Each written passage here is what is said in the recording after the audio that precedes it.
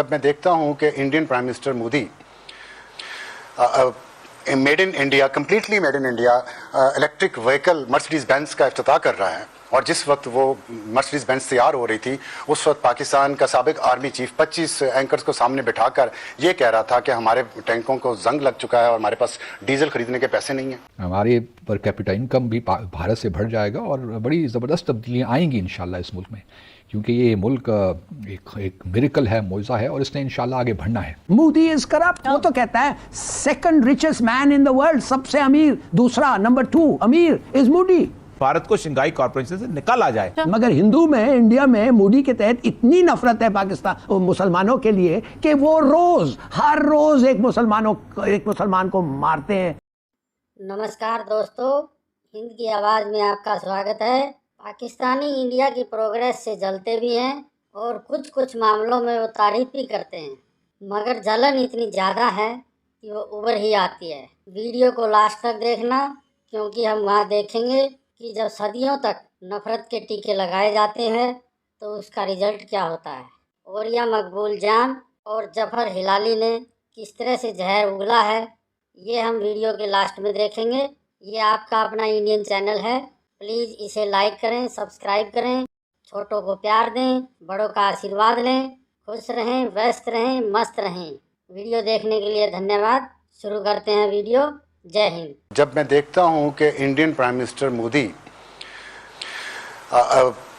Made in India, completely made in India electric vehicle Mercedes Benz का इफ्तिताह कर रहा है, और जिस वक्त वो मर्सिडीज बेंज तैयार हो रही थी उस वक्त पाकिस्तान का साबिक आर्मी चीफ 25 एंकर्स को सामने बिठाकर ये कह रहा था कि हमारे टैंकों को जंग लग चुका है और हमारे पास डीजल खरीदने के पैसे नहीं हैं।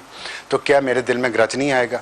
जब मैं देखता हूँ इंडियन फिल्में और उसमें दिल्ली, मुंबई और बेंगलोर की जो शान शौकत इंफ्रास्ट्रक्चर की नज़र आ रही है, और वहाँ पे जो ओरेकल की लंबी लंबी ऊंची ऊंची बिल्डिंगें मुझे नज़र आती हैं, माइक्रोसॉफ्ट की बिल्डिंग नज़र आती हैं, एप्पल आईफोन बनाने वालों की बिल्डिंगें नज़र आती हैं, और फिर वहाँ पे मुझे एरिक्सन की बिल्डिंगें नज़र आती हैं, और पूरी दुनिया की जितनी बड़ी बड़ी कंपनीज़ हैं वो वहाँ इन्वेस्टमेंट कर रही हैं, और इंडिया तीसरी बड़ी इक्तसादी कुव्वत बन चुका है, जबकि 90s तक उनका GDP ग्रोथ भी हमसे कम था, उनका पर कैपिटा इनकम भी हमसे कम था, उनके यहाँ गुर्बत भी हमसे ज़्यादा थी।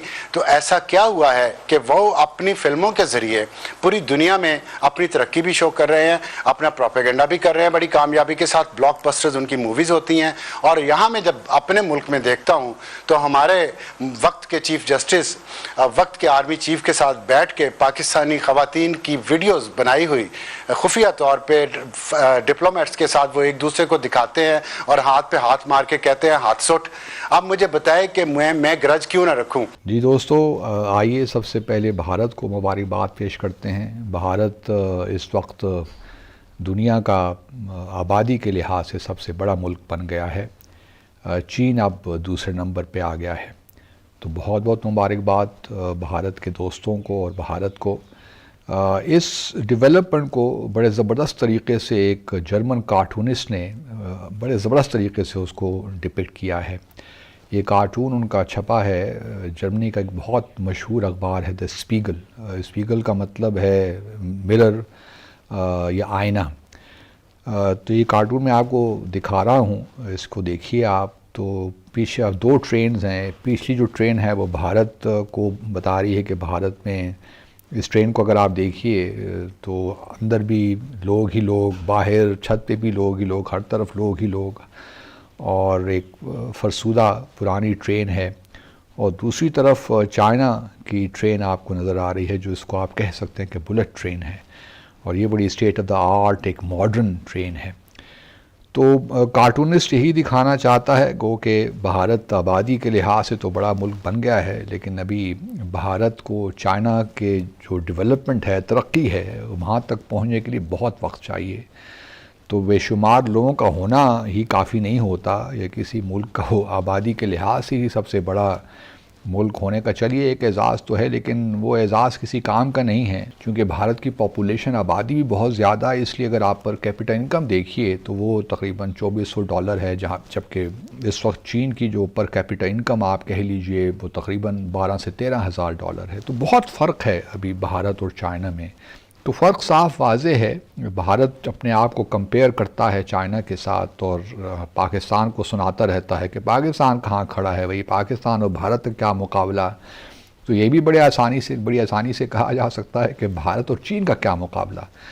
चीन के साथ ठीक है। जहाँ तक पाकिस्तान और भारत का ये जो कंपैरिजन करते रहते हैं भारत में लोग, मैं आपको बताता चलूँ कि पाकिस्तान में अल्हम्दुलिल्लाह हमारे वसाइल बेशुमार हैं।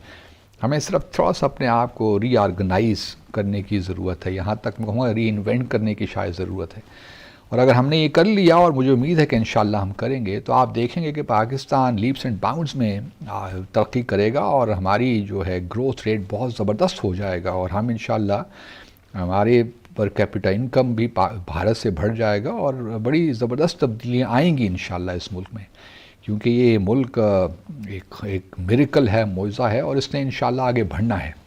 देखिए, 2-3 चीज़ें हैं, जल्दी से मैं कह दूं। मोदी को क्या है, अदानी ने कहा है, सॉरी नॉट अदानी, वो जो केजरीवाल ने कहा है, दिल्ली का चीफ मिनिस्टर, कि अदानी के बारे में उसने तकरीर की है भाई। उसने बताया है किस किस्म का करप्शन, मोदी इज करप्ट। वो तो कहता है second richest man in the world, सबसे अमीर, दूसरा नंबर 2 अमीर इज मोदी। मोदी एक इंसिडेंट चाहता है, मगर हम क्या करना चाहिए is a more better question.